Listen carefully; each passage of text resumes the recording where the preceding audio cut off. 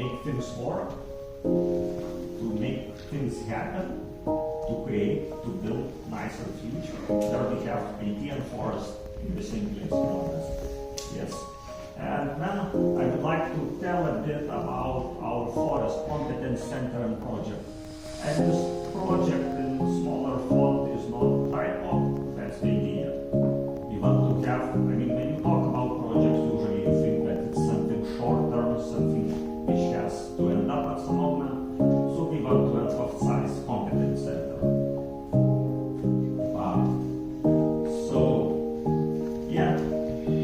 We started a bit more than 1 year ago the project and the building of the competence center. So funding is around 20 million euros.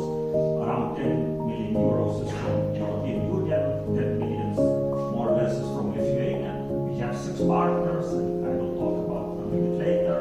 Duration of the project itself is 6 years. Center of Excellence, unlimited. And that's the photo from our kickoff in Tomas at Vytautas Magnus University. Let's move on. So what is it's about and why do we have such project? So the history, the idea was not very fast or somehow planned. It took really a while to find out how we want to do things. And it started actually from elites from Tomas University of Technology coming to me and saying, now you have forest in your university. Let's do something together. Let's make nice project. And when we started thinking how we can put computer science and forestry together. And you see what's happening these days with artificial intelligence. You see how Internet of Things used everywhere. And the idea was actually to put these things together and to see how information technologies can help to have our forestry more sustainable, to make it work easier, to make it work nicer, and to benefit us all better. And when we are saying forestry, we don't mean just growing forest for timber.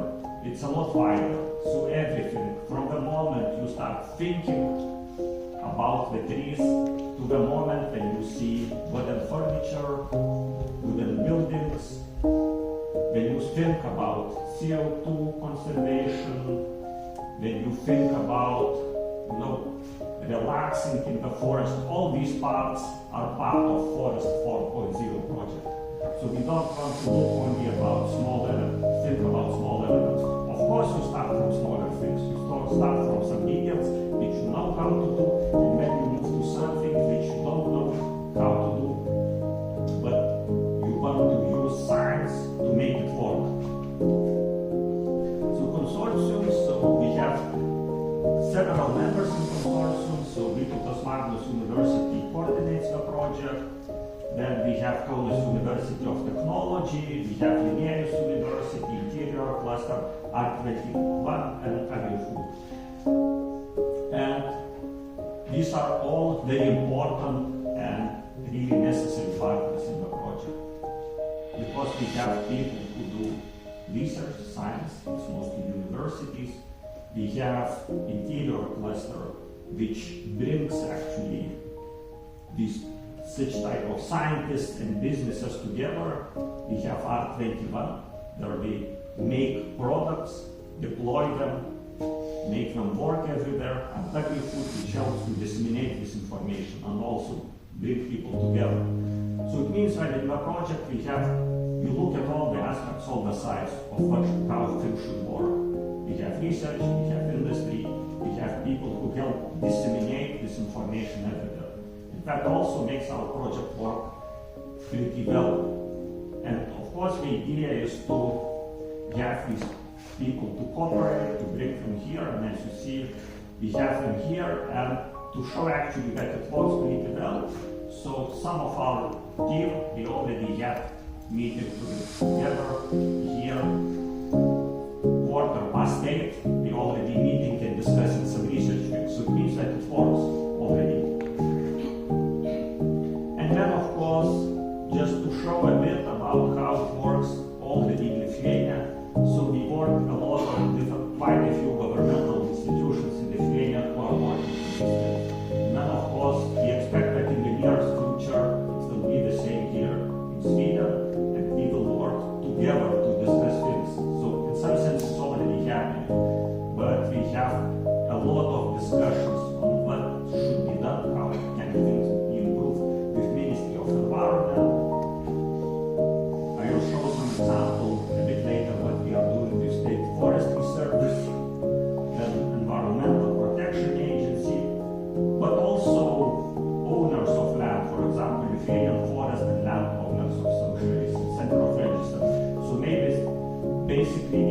trying to involve all the parties which are interested in forestry, in timber, in recreational part, in preservation part, to make it work together.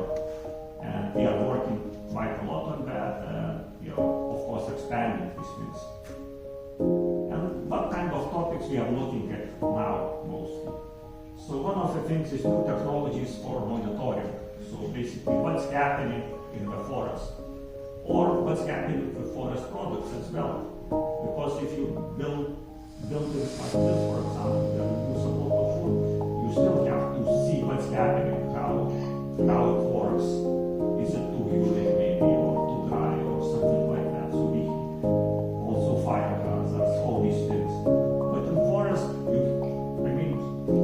you have also to look how to use the newest technologies to make this monitoring work. So starting from drones with different cameras, lidars, satellites, but also crowdsourcing. We can get information of what's happening from different active or passive sensors, but people can provide information as well. So it's no wide way, and one of the things is to see how you can collect information about what's happening. Then, of course, if you have information, you need some tools to deal with this information, or data at that moment mostly. So what you can do, you can apply artificial intelligence. And we are not talking about the tools which probably most of you know, like ChatGPT, which allow you to generate a lot of text or code or whatever. We are really looking at how to build tools to solve very specific problems for owners of forests, or ministries, or some other organizations. And it can be very different things, from different risk prediction to growth prediction, growth planning, estimation of something. And we are working on these things quite a lot. And when you look at these things, so of course you can monitor, when you can predict, you can use, but in the end you have to look how it works, how it impacts our society. And then you move to life cycle evaluation, sustainability, bioeconomy, and these topics are also part of our project. How to make these things work, and how to have a holistic view of what's happening, how you want to use your wood, how much of timber you want to preserve, what should happen with your forest, but then also whole life cycle, how it's going to impact our ecosystem, how it's going to change what's happening here. And of course, in the grant, when you have all these models, predictions, you can make decisions. And of course, people are talking quite a lot about how to make decisions, how to make data-driven, evidence-driven decisions.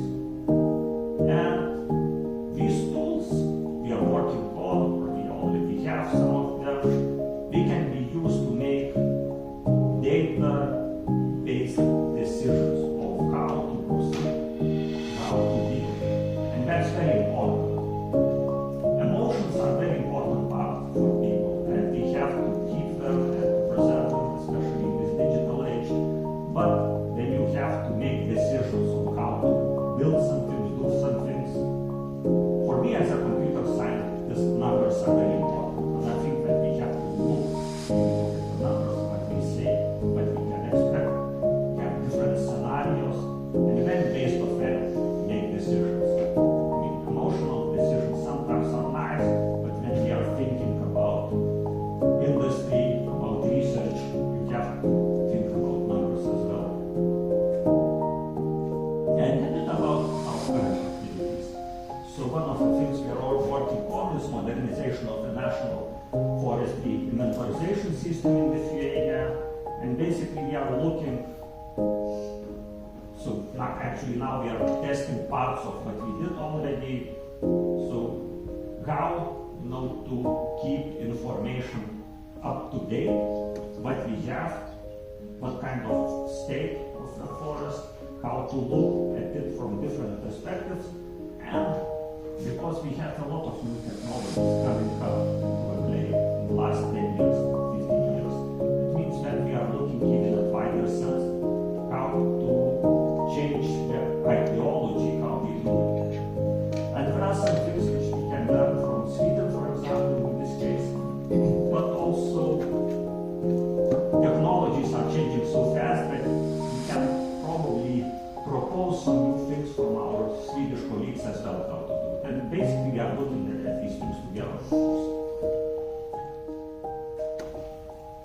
And then I have one other example which probably I expect was discussed this morning by my colleagues. So optimal forest management.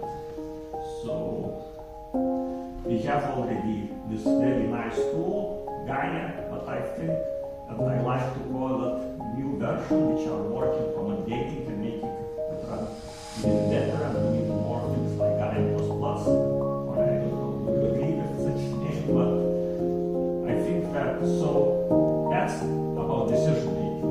It means that you can, generate different scenarios. And when it comes about forestry, is your horizon that you are looking at, it could be 50, 80 years. You can generate different scenarios. What would happen with your forest if you do one or another thing? And again, you have different simulations and you can make decisions based on that. So not just, I think that is going for this way. And it's not easy to make experiments with forest. It takes quite a while. So you can maybe have to wait one generation to see what's happening. So having these models, which are evidence, data-based, you can, instead of experimenting with your forest, you can really have data-driven ideas, scenarios, evidence-based stuff. And of course, we are looking at completely different stuff. So, okay, we are supposed to build monitoring tower in Lithuania, so this part, it will take some time, but it will also make Lithuania part of Europe, which is able to see what's happening in our atmosphere, what's happening with CO2 and all other stuff. But also, when you work with timber, it means that you have some biomass which you have to see how it's doing and what's happening with it.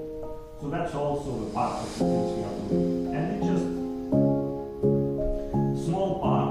There are a lot more things which are happening in the projects, but then probably some of them will be presented a bit later, or maybe not in this event, but in another one, but still it's there. But what we are looking at in the future, or nearest future, so we are also thinking about how to use virtual reality for forestry.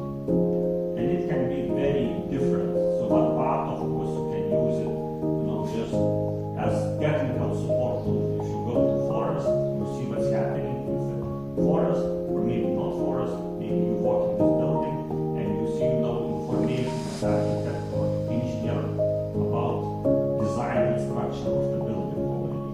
But then there is another part which is very important. I think it's important not only in Lithuania but in Sweden as well. So education about forest. So probably quite a few of us, we saw a lot of real forest in our childhood. These days, especially children who live in bigger cities, they see a lot less of forest. We have a lot less of understanding what's happening in forest, in the nature. And probably some of you disagree, but one of the tools to show how it works is also virtual reality tools. So we are looking how to make educational projects where maybe children can put virtual reality glasses on and see, maybe fast forward style, what's happening in the forest. Maybe they can open the tree and see how thick something will come down and stuff like that. So this understanding, we have a lot of tools which can help us to show, and not only children, but society, to educate them how forest works, how engineering works. And of course, new monitoring tools, and in general, new challenges. And it was mentioned in the previous part a bit about geopolitics and about security issues. when it comes to monitoring, if you are watching what's happening in forest, if you're looking at animals, trees, you can also look at bad people who are doing something bad in your forest. So it could be extended and you can have dual use things here as well. So I didn't want to put conclusion size because we don't have conclusion for